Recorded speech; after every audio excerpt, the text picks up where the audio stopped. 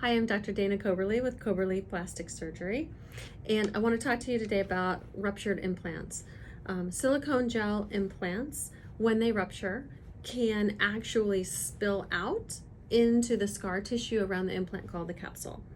Older implants were very runny, and if they broke, the fluid in them, the silicone gel, could actually bleed through the shell, escape from the shell, and get outside that scar tissue. But newer implants are called gummy bears because they want to stick together.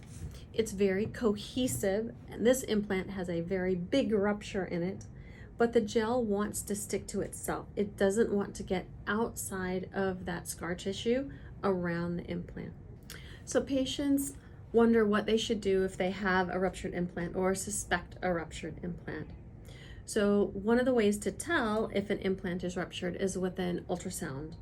Ultrasound tests can show where there's a break in the opening, and it can be very obvious, but they're not perfect. MRIs are even more sensitive for telling whether or not an implant is broken, and so by using both of those techniques, we can get a good idea whether the implant is actually ruptured or not.